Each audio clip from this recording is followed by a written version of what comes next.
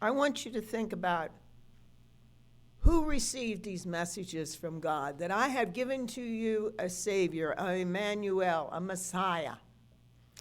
First, he came to the shepherds.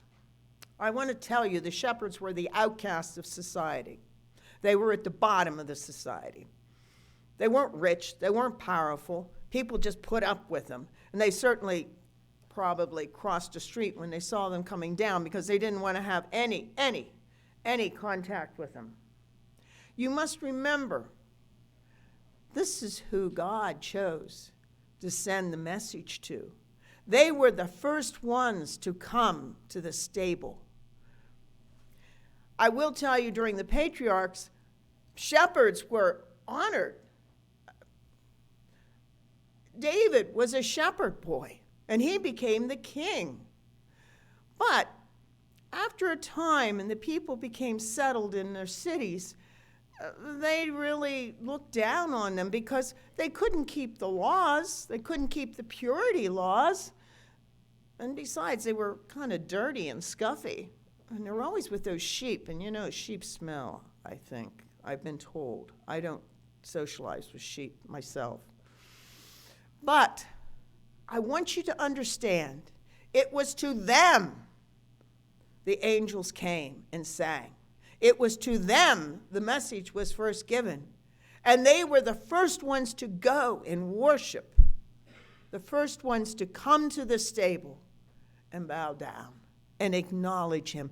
And then they left and told everybody about it. Now, you got to understand something at this point. These were shepherds, so who's going to believe them? Okay? This is stories. This is like, hey, I was taken up by aliens and, you know, I was forcefully, all this whole thing. I was kidnapped by aliens. Yeah, sure, uh-huh. Same thing. Sure, angels came to you and sang. Yeah, uh-huh. But they had the message, and they didn't care because they knew the truth, because they'd been there and seen the proof. The baby was in the manger, just like they'd been told.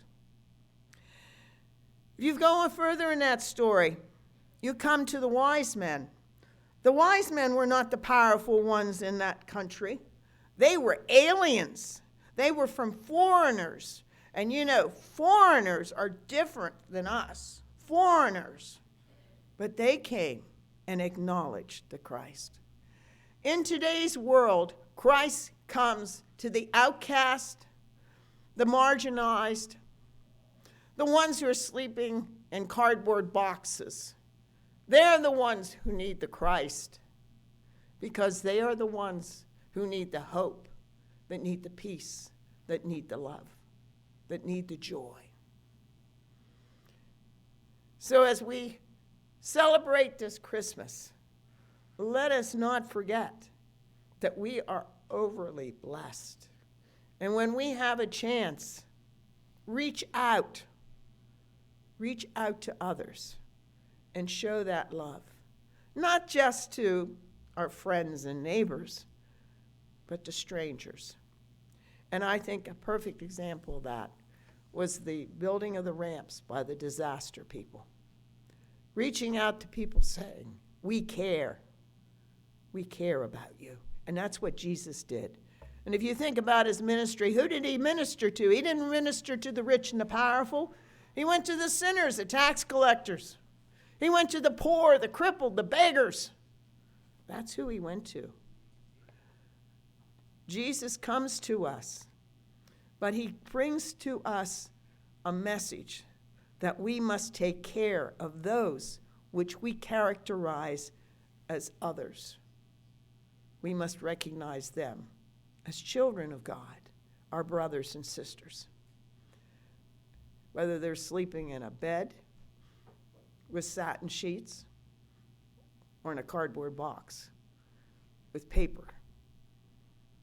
That's what we must remember this Christmas. We are overly blessed.